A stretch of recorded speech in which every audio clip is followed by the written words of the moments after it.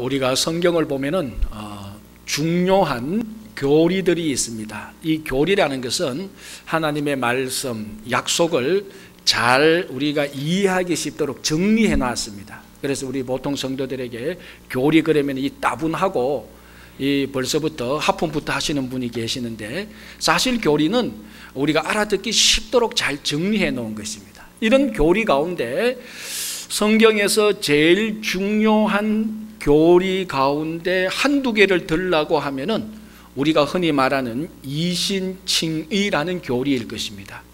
풀어서면은 믿음으로 말미암아 의롭게 된다는 것입니다. 이것이 우리가 잘 아는 사도 바울이 로마서 1장 16절 17절을 통해서 오직 의인은 믿음으로 말미암아 살리라, 이제 이 말씀을 통하여서 우리가 이신칭의, 즉 믿음으로 말미암아 의롭게 되고 믿음으로 말미암아 구원을 받는다, 이 이신칭의 교리인데, 이 교리가 얼마나 중요한가 하면은 종교개혁자 마틴 루터는 이신칭의 이 교리 하나로 교회가 서기도 하고 교회가 무너지기도 한다. 즉 성도들이 이 교리 이신칭의 믿음으로 말미암아 의롭게 되고 구원을 받는다는 이 교리 하나로 성도들이 서기도 하고 무너지기도 한다는 것이, 이 이신칭의의 교리의 원형이 누군가 하면은 이 바울이 아닙니다. 오늘 본문에 나오는 이 아브라함이 이 가장 중요하다고 말할 수 있는 이신칭의 교리의 원형입니다. 그 이신칭의 원형이 나타난 사건, 그 사실이 기록된 것이 오늘 우리가 읽었던 본문 창세기 15장 1절에서 6절입니다. 자, 아브라함은 어떻게 하여서 그 귀한 이신칭의 교리의 원형이 되었는가, 원조가 되었는가, 우리가 같이 한번 생각해 보고자 합니다. 오늘 본문이 이렇게 시작합니다. 이후에 하나님께서 아브라함에게 나타나셔서 이렇게 말씀하십니다. 두려워 말라. 나는 너의 방패가 되고 너의 상급이 될 것이다. 오늘 이 1절 하나님께서 아브라함에게 나타나셔서 두려워하지 말라고 했던, 그리고 방패와 상급이 되고자 했던 이 말에는 이 앞에 일어난 사건의 그 진실을, 그 사실을 알아야 됩니다. 다시 말하면 배경을 알아야 되는 것이죠. 첫 번째 배경이 무엇인가 하면은 창세기 14장에 나타난 사건입니다. 창세기 14장에 어떤 일이 있었는가 하면은 이 시딤 골짜기에서 전쟁이 일어납니다. 이 북쪽에 있는 그돌라오멜 연합군과 남쪽에 있는 소돔 고모라의 연합군이 전쟁을 하게 됩니다. 이유는 뭔가 하면은 이 남쪽에 있는 소돔 고모라의 연합군이 12년 동안 북쪽에 있는 그돌라오멜 그 연합군에게 조공을 바쳤는데 12년이 되면서 조공을 끊어버렸습니다. 그러니까 이 그돌라오멜과 그 연합군이 화가 나서 이제 다시 또 조공을 바치라고 전쟁을 했는데 이 그돌라오멜 연합군이 이겼습니다. 이런 전쟁하는 가운데 무슨 일이 생겼는가 하면은 이 고모라에 있었던, 소돔과 고모라에 내려갔던 아브라함의 조카 롯이 있습니다. 이 전쟁으로 인하여서 롯과 그의 가족들이 포로되었고 그의 그 재산들이 다 빼앗겨 버렸습니다. 아브라함이 그 얘기를 듣고 자기 수하에 있는 군사라 해봐야 정규 군사는 아니죠. 군사로 쓸만한 사람들 315명을 데리고 가서 이 그돌라오멜 연합군을 기습합니다. 그래서 기습에서 전쟁이라고 하는데 그 기습에서 승리하게 되고, 기습에서 이겨서 롯과 그의 가족들을 다시 데리고 오고 몰수되었던 그 재산을 다시 찾아옵니다. 그게 이제 창세기 14장에 있었던 내용인데, 이 일로 인하여서 아브라함이 큰 두려움에 빠졌다는 것입니다. 왜? 전쟁에서 이겼는데, 왜 싸움에서 이겼는데 왜 두려움에 빠졌는가 하면은 이 아브라함이 그돌라오멜 그 연합군과 싸워서 이겼던 것은 정식 전쟁이라기보다는 기습 공격이기 때문에 한 번 이길 수는 있지만은 이게 계속 이길 수는 없는 겁니다.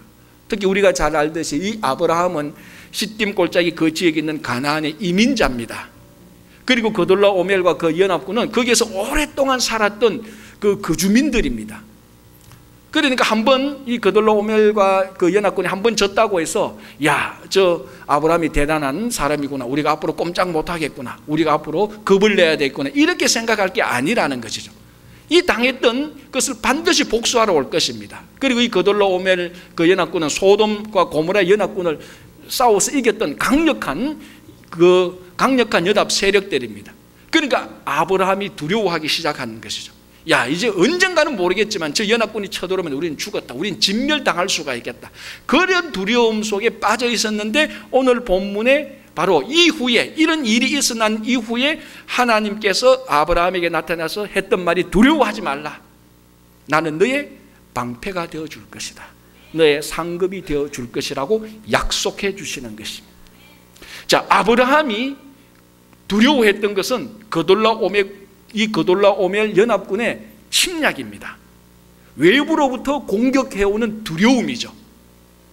여러분, 외부로부터 공격해오는 이 두려움으로부터 해결할 수 있는 방법은 뭡니까? 누군가가 그 공격을 막아주면 되는 것입니다. 우리 그 막아주는 것을 우리는 방패라고 말을 하죠. 그래서 하나님께서 내가 너의 친히 방패가 되어서 그들로오멜 그 연합군의 외부적인 모든 두려움을 막아주겠다고 약속을 하는 것입니다. 일전에 어떤 영화를 봤는데 이 장군이 그 적의 성까지 가야 되는데, 적의 성까지 가려니까 성에 있던 적군들이 활도 쏘기도 하고 창도 던지기도 하고 뭐 공격도 하니까 이 장군 쪽에 있는 병사들이 장군을 보호하기 위해서 자기들이 가지고 있는 방패로 다 연결해서 방패와 방패가 연결해서 집을 만들어 버립니다. 그 안에 장군이 들어가죠. 그래서 이제 착착 한 발자국씩 이제 구호를 맞춰가면서 한 발자국 움직이는 겁니다. 그 방패와 방패가 연결 다 돼서 위에서부터 땅까지 쫙 떼니까 이 방패가 한 걸음 한 걸음 움직이는데 적들이 그 성에서 불화살을 쏴도 방패가 다 막아내는 거예요. 적들이 쳐들어와서 칼로 창으로 쳐도 방패가 워낙 튼튼하니까 그 안에 있는 장군이 하나도 다치지 않는 겁니다. 그래서 한 걸음 한 걸음 가서 그 적의 그 성에 가서 장군이 나오고 병사들이 합쳐서 그 적군의 이 성을 물리치는 이런 것을 봤습니다. 방패가 하는 역할은 적의 공격이 아무리 강해도 그것을 든든히 막아주는 것입니다. 지금 아브라함이 빠져있는 이 외부적인 두려움, 그돌라오멜 연합군의 강력한 세력의 공격, 그 두려움 속에서 하나님께서 친히 너의 방패가 되어서 내가 너희를 다 막아주겠다고 약속을 하는 거예요. 우리가 성경을 보면은 제일 처음에 사람의 두려움이 언제 나타났는가 하면은 이게 에덴 동산에서 나타났습니다. 무슨 일이 있었는가 하면은 이 아담과 하와가 선악을 알게 하는 열매를 따먹었습니다. 먹자마자 자기들이 벌거벗은 것을 알고 나무 사이로 숨었습니다. 그때 하나님께서 나타나셔서 아담 너가 어디 있느냐, 하나님께서 아담을 찾았습니다. 아담이 나무 사이에 숨어서 이렇게 합니다. 하나님, 내가 벌거벗었으므로 두려워하여 숨었습니다 라고 말을 합니다. 여러분, 벌거벗었는데 왜 두렵습니까? 자, 다른 사람 몸은 상상하지 마시고 자기 몸을 생각해 보세요. 여러분들이 샤워하러 들어갈 때 우리 다 벌거벗고 들어가잖아요. 여러분 샤워장에 들어가서 벌거벗은 내 몸 보고 여러분 겁냅니까? 물론 뱃살이 툭툭 나오면은 야, 앞으로 심각하겠구나 이렇게 겁을 내지만, 내가 벗었다는 사실로 인하여서, 내가 혼자 샤워하는데 벗었다는 사실로 인해서 나는 두려워하지 않습니다. 뱃살 나오는 것이 좀 수치로워서 그렇지. 그때 두려움이 생긴다는 것은 누군가가 외부의 어떤 존재가 나를 볼까봐, 나의 이 벗은 몸을 볼까봐 외부의 시선이 두려운 거죠. 그래서 이 아담도 벌거벗었으므로 두렵다는 것은 벌거벗은 몸을 내가 보니까 야, 너무 두렵구나, 그게 아니고 내가 벌거벗었기 때문에 외부로부터 누군가가 나의 이 몸을 볼 때 두려워서 내가 나뭇가지에 숨었습니다 라고 말을 합니다. 그러면서 아담이 어떻게 합니까? 자기의 벌거벗은 이 두려움을 극복하기 위해서 어떻게 합니까? 무화과 나무 잎으로 자기 몸을 가립니다. 어떻게 보면 이게 인류 최초의 방패죠. 아담이 두려워하여서 자기 몸을 막기 위하여서, 덮기 위하여서 방패를 만들었습니다. 그 방패가 무화과 나무 잎사귀 방패입니다. 하나님께서 그걸 보시고 하도 답답해서 가지고, 알겠다, 너가 벌거벗어서 두렵기 때문에 내가 너를 지켜주겠다. 그 무화과 나무 잎 대신에 가죽옷을 입혀줍니다.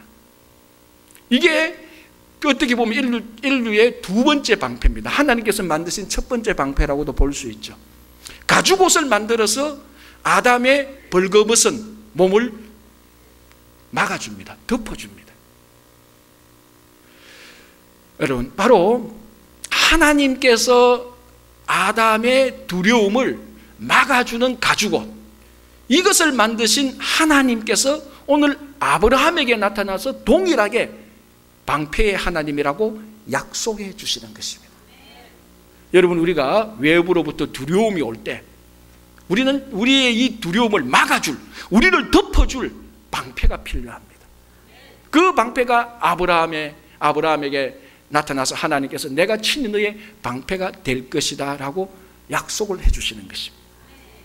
여러분, 우리 아담을 하나님께서 덮어주기 위하여서, 하나님께서 아담을 막아주기 위하여서 만든 그 가죽옷은, 우리가 보통 성경 전체를 통하여서 그 가죽옷이 상징하는 것은 예수 그리스도를 상징합니다. 왜? 가죽옷을 만들기 위하여서는 짐승을 잡아서 짐승의 피를 흘려야 되기 때문에 그렇습니다.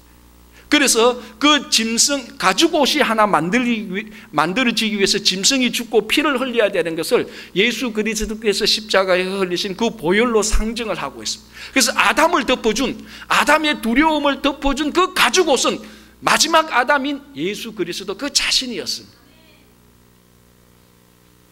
여러분, 우리가 살아가는 데 있어서 참 두려움이 있습니다. 외부로부터 우리를 공격해오는 두려움이 있습니다. 지금 우리들 가운데에서도 그 외부로부터의 공격, 그 외부로부터의 두려움에 지금 우리가 빠져있는 분들도 분명히 있을 것입니다.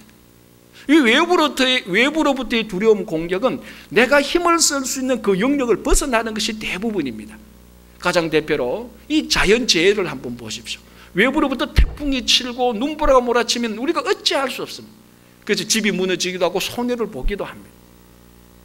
우리가 열심히 살아가는데 몇몇 정치 경제 지도자들의 잘못된 결정으로 해서 나라의 경제 구조가 엉망이 되어서 아무리 열심히 일을 하고 아무리 열심히 살아봐도 여전히 가난하고 수입이 없는 이런 외부로부터의 어려움.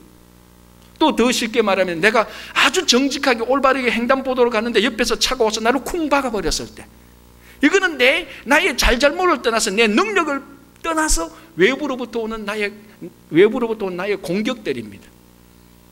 이 공격들을, 이 외부로부터의 두려움을 하나님께서 지켜주시겠다고 약속을 하는 그 표시가 내가 너의 방패가 되겠다. 방패는 우리를 덮어주고 막아주고 보호해주는 것입니다. 그 가장 대표적인 상징이 예수 그리스도께서 이 땅에 오셔서 우리의 방패가 되어주시고 우리를 온전히 막아주시고 우리를 덮어주시겠다고 약속을 하는 것입니다. 자, 또 하나, 방패와 또 하나 무엇입니까? 상급입니다. 나는 너의 상급이 되어주겠다라고 말하는데, 이 상급이 되어주겠다의 정확한 번역은 내가 너에게 큰 상급을 주겠다는 것입니다. 사실 같은 의미죠. 하나님께서 아브라함에게 상급을 주시겠다는 그 말의 의미를 아브라함은 어떻게 받아들였는가 하면은 자기에게 자식을 줄 것으로 받아들였습니다. 상급을 주겠다고 했는데 왜 자식을 줄 것이라고 받아들였는가? 오늘 본문을 보면은 이 아브라함과 하나님과의 대화를 보면 아브라함이 그렇게 생각했다는 것을 알 수 있습니다. 상급을 주겠다라고 말하니까 아브라함이 하는 말이, 하나님께서 내게 무엇을 해주시겠습니까? 나는 자식이 없습니다. 그리고 이 다메섹 엘리에셀이 나의 상속자가 될 것입니다 라고 이렇게 말을 합니다. 상급을 주시겠다고 말을 하는데 아브라함은 계속해서 자식 얘기를 하고 상속자 걱정을 하고 있습니다. 이 부분에 있어서 액면 그대로 보면은 아브라함의 염려와 걱정과 두려움은 무엇인가 하면은 자기에게 자식이 없어서 이 다메섹 엘리에셀이 자기의 상속자가 되는 것을 염려하고 두려움이 있다는 것입니다. 자, 여러분, 아무리 이 종이 충실하고 성실한 종이라 할지라도 상속자가 된다는 것은 또 다른 문제입니다. 누구든지 자기의 상속자, 자기의 후계자가 되는 것은 자기 피를 이어받은 자기의 친자식들이 상속자가 되기를 원하는 것입니다. 그런데 아브라함은 그게 걱정이죠. 왜? 자녀가 없으니까. 이 다메섹 엘리에셀이 상속자가 될까 봐 그게 걱정입니다. 그래서 큰 상을 주겠다고 하니까 내게 자식을 줄 것입니까? 라고 반문을 한 것입니다. 시편 127편 3절을 보면 이런 말씀이 있습니다. 태의 열매는 그의 상급이라.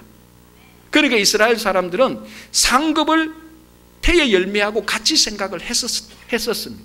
그래서 상급을 주겠다니까 자식을 줄 것인가? 지금 나는 자식이 없는데 이 다메섹 엘리에셀이 나의 후견자가 상속자가 될 것입니까? 염려와 걱정이 나오는 것이죠.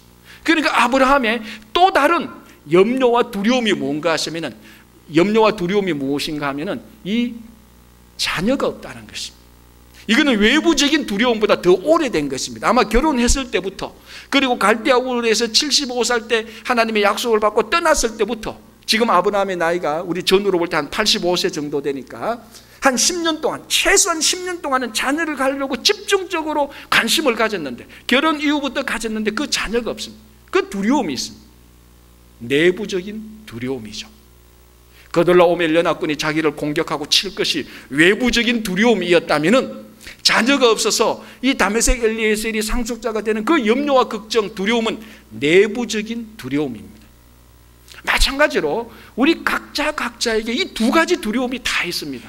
외부적인 두려움, 외부에서 우리를 공격하는 그 두려움이 있는 반면에, 여전히 우리 속에 남아있는, 겹겹이 쌓여있는 우리 삶의 내부적인 염려와 두려움이 있습니다. 이 내부적인 염려와 두려움의 모든 핵심은 무엇 때문에 생기는가 하면은, 부족한 것, 없는 것, 결핍 때문에 생깁니다. 가만히 생각해보면 왜 우울합니까?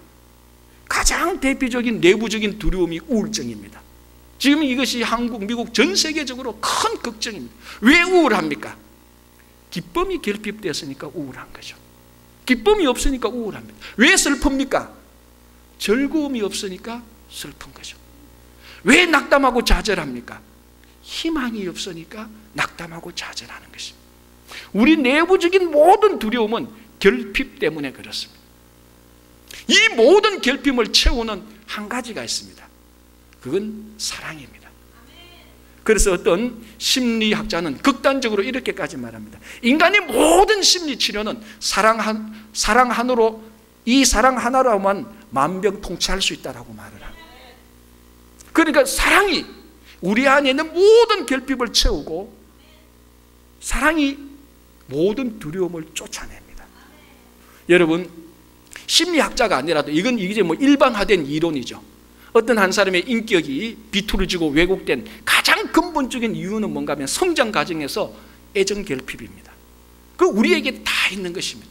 우리가 원하는 만큼 애정을 받지 못했을 때 그걸로 인하여서 내부적으로 염려, 걱정, 두려움에 대해서 얽히고 설켜서 우리들의 삐뚤어진 성격이 형성되는 것입니다. 그래서 그걸 고치기 위해서 언제나 제일 필요한 것은 사랑입니다. 사랑을 채워주면 모든 두려움이 다 물러가고 삐뚤어진 것이 올바르게 되는 것이죠. 그래서 요한일서 4장 18절에 뭐라고 말씀하십니까? 사랑에는 두려움이 없나니 온전한 사랑은 두려움을 내어 쫓는다라고 말을 하고 있습니다. 여러분, 우리 내부적인 두려움, 지금 우리 안에 다 어떤 일이 염려와 걱정이 있습니다. 지금까지 살아온 삶의 경력으로, 이력으로 인하여서 우리 속에 내부적인 두려움이 언제나 싹트고 있습니다. 이것을 치유하는 것은, 가장 중요한 것은 사랑이 들어오는 것입니다. 예수 그리스도께서 이 땅에 오신 가장 중요한 목적은 우리들에게 사랑을 주시기 위함입니다. 하나님께서 예수 그리스도를 보내신 것은 하나님의 사랑을 확정하시기 위하여서 자기 독생자 하나밖에 없는 아들을 우리에게 보내셨다고 로마서 5장에서는 말씀하고 있는 것입니다. 그래서 여러분, 우리가 예수 그리스도를 바라볼 때 우리 안에 있는 내부적인 모든 두려움은 사라지는 것입니다. 예수 그리스도, 그분이 바로 우리들에게 가장 큰 상급이 되는 것입니다. 여러분, 그리하여서 이 하나님께서 두려움, 외부적인 두려움과 내부적인 두려움에 빠져있는 아브라함에게 나타나셔서 하나님께서 두려워 말라, 내가 방패가 되어서 너를 보호해주고 내가 너의 상급이 되어서 너의 부족한 것을 공급해 주겠다. 한마디로 말하자면 오늘 하나님께서는 아브라함에게 나타나셔서 내가 너의 보호자가 되고 너의 공급자가 된다, 공급자가 되겠다는 것입니다. 외부로부터 막아주는 보호, 안으로부터 부족한 것에 대한 공급, 이것이 바로 방패요 상급입니다. 이 모습이 가장 잘 드러난 것이 시편 23편입니다. 여호와는 나의 목자시니 내가 부족함이 없으리로다. 왜? 하나님께서 상급이 되어서 하나님께서 그 부족함을 채워주시니까, 공급하시니까. 23편 4절에 어떻게 됩니까? 주의 지팡이와 막대기가 나를 안위하니나이다. 어떤 적들이 와도 목자의 지팡이와 막대기가 나를 지켜주는 것입니다. 우리가 신약 성경을 보면은 이 완전한 온전한 목자의 모습이 예수 그리스도에게서 나타나는 것입니다. 예수 그리스도께서 우리의 목자가 되셔서 우리에게 부족함이 없도록 공급해 주시고 모든 적으로부터 외부의 두려움으로부터 막아주시는 우리의 보호자가 되어주시는 것입니다. 자, 이제 아브라함이 그 말씀을 드렸습니다. 이 다메섹 엘리에셀이 나의 상속자입니까? 라고 말하니까 하나님께서 그에 대해서 답변합니다. 답변의 핵심은 뭡니까? 아니다. 이 다메섹 엘리에셀이 너의 상속자가 아니고 너의 상속자는 너의 몸에서 난 친자식, 친아들이 너의 상속자가 될 것이라고 약속을 하고 밤하늘의 별을 보여줍니다. 앞으로 너의 자손이 이 밤하늘의 별처럼 많게 될 것인데 이 자손들이 많게 될 것인데 네 자손이 이와 같이 될 것이라고 약속을 합니다. 그때 이 말씀을 드렸던 아브라함이 오늘 본문 15장 6절에 아브라함이 여호와를 믿으니 여호와께서는 그 믿음을 보시고 의로 여기셨다라고 말을 하는 것입니다. 자, 여기는 참 이제 중요한 단어가 세 개 동시에 나타납니다. 믿음과 의와 여겼다라는 말입니다. 자, 믿음이라는 말은 우리가 다 잘 압니다. 신뢰한다, 확신한다, 믿는다, 받아들인다. 자, 여기서 우리가 하나 중요하게 지금 생각해야 될 단어는 의라는 말입니다. 의, 정의 또는 공의, 아니면 한자로 말해서 의. 여러분, 의가 무엇입니까? 저는 이 의, 정의만 생각하면 아직 내 머릿속에 있는 게 무엇인가 하면 한국에 있을 때 경찰서만 가면은 정의사회 구현, 이게 한국 경찰서의 표입니다. 아직도 있는지는 모르겠지만. 그래서 제 생각에 경찰이 하는 일은 이 사회를 정의사회로 만드는구나.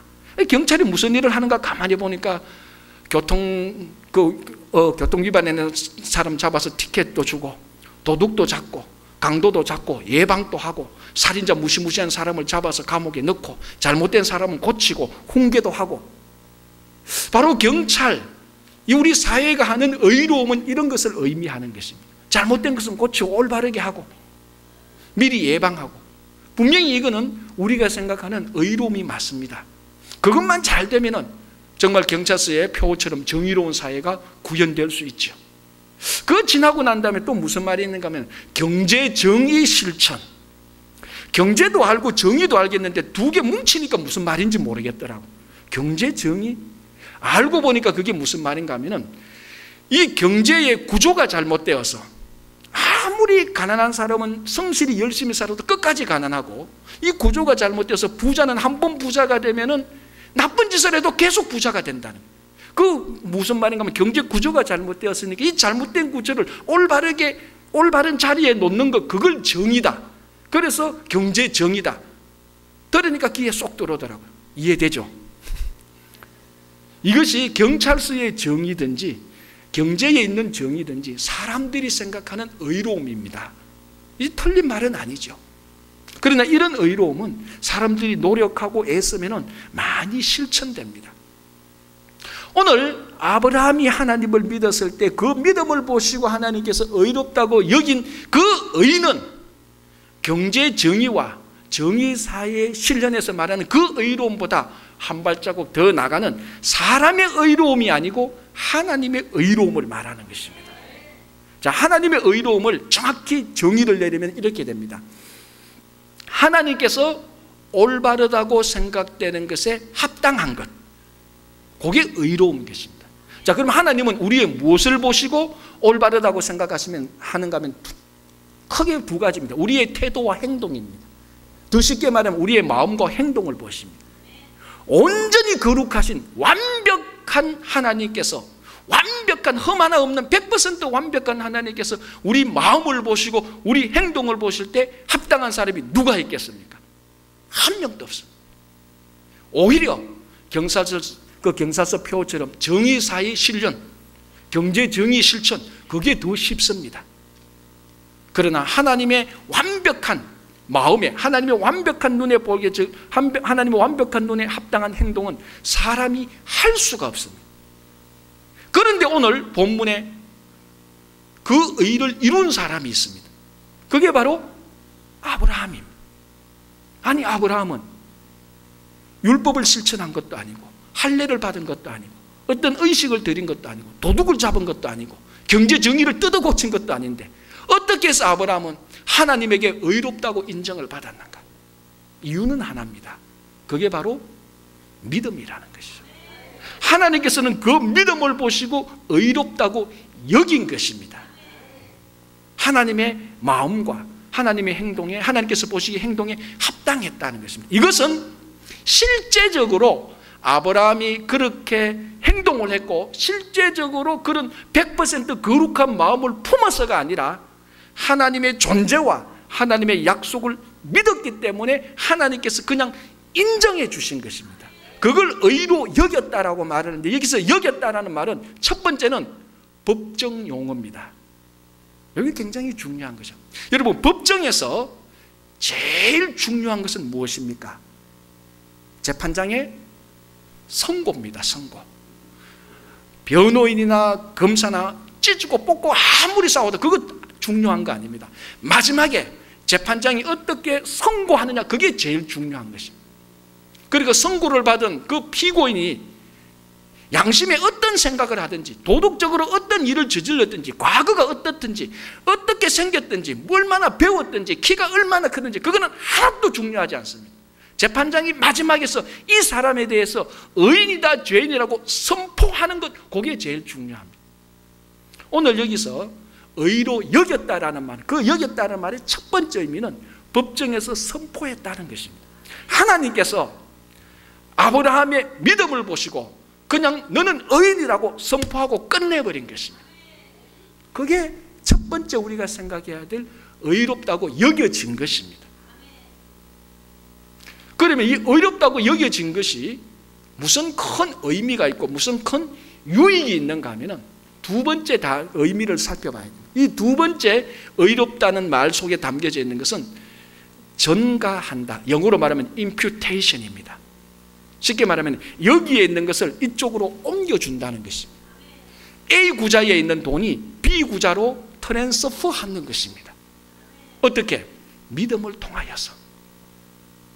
믿음이 채널이 되어서 하나님의 의로움이 아브라함의 믿음을 통하여서 전가, 트랜스퍼, 하나님의 의로움이 아브라함의 믿음으로 옮겨지는 것입니다. 하나님의 의로움이 아브라함의 의로움으로 옮겨지는 것입니다. 무엇을 통하여서? 믿음을 통하여서. 그걸 의롭다고 여겨진다는 것입니다. 자, 오늘 하나님께서 아브라함에게 말씀하셨습니다. 내가 너의 방패가 될 것이고 너의 큰 상급이 될 것이다. 이것이 어떻게 해서 아브라함에게 방패가 되고 아브라함의 상급이 됩니까? 아브라함의 믿음 때문입니다.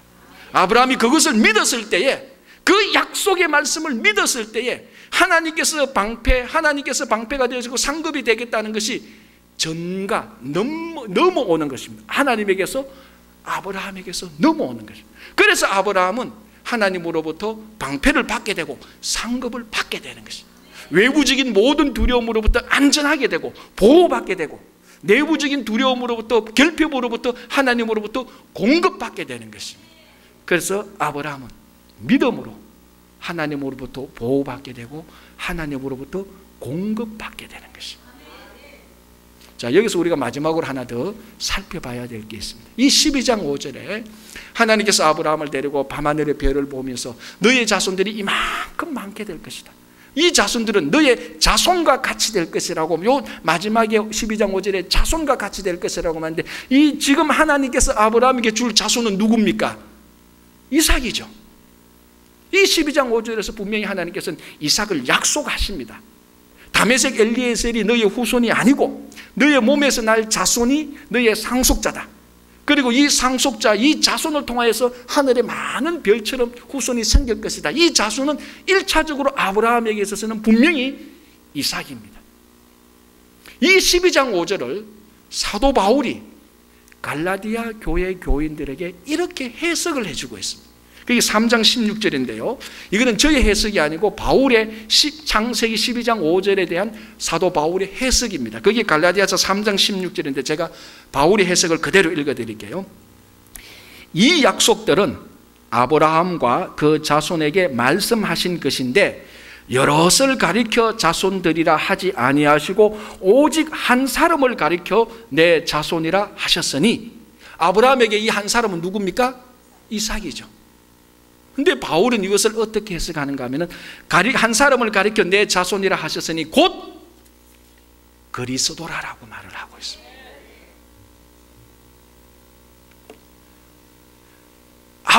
아브라함에게 난 한 자손은 이삭이지만 바울이 볼 때는 아브라함은 이삭을 믿음과 동시에 이 자손이 나중에 그리스도가 될 것이라는 것을 믿었다는 것입니다. 무슨 말인가 하면 정확히 몇 년도에 베들레헴에서 어머니 마리아와 아버지 요셉을 통하여서 예수라는 사람이 나서 이 사람이 그리스도가 될 것이다, 그런 것은 아니지만은 이 한 자손이 나중에 그리스도 메시아가 될 것이라는 것을, 나중에 올 자손이 그리스도가 될 것이라는 것을 믿었다는 것이 바울의 해석입니다.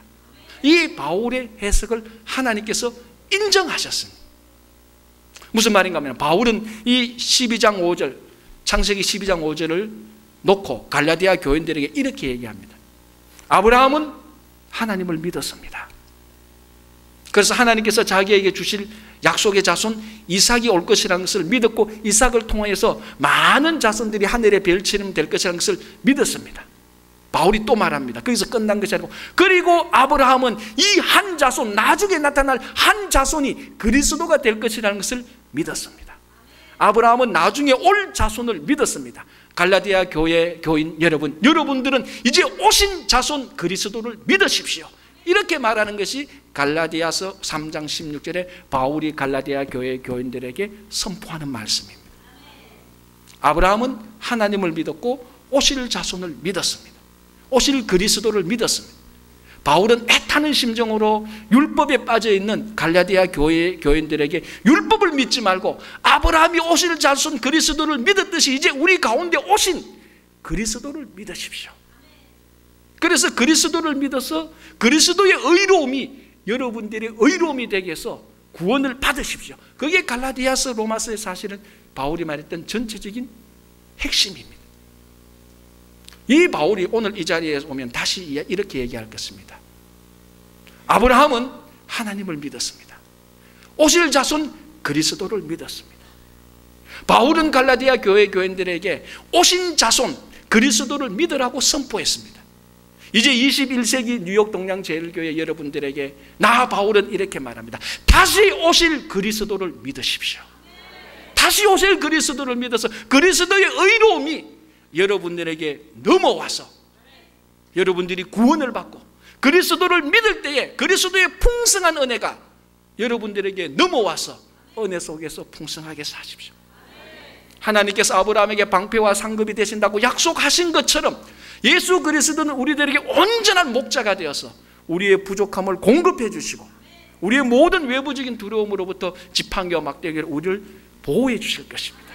여러분들이 믿을 때에 이 믿음을 통하여서 예수 그리스도의 풍성한 은혜가 우리들에게 전가 넘어오게 될 것입니다. 예수 그리스도의 보혈의 공로가 우리들에게 넘어오게 될 것입니다. 예수 그리스도의 의가 우리에게 넘어오게 됩니다. 그래서 우리가 구원을 받고 이 땅에서도 방패와 상급으로 보호받고 공급받아서 풍성히 살 것입니다.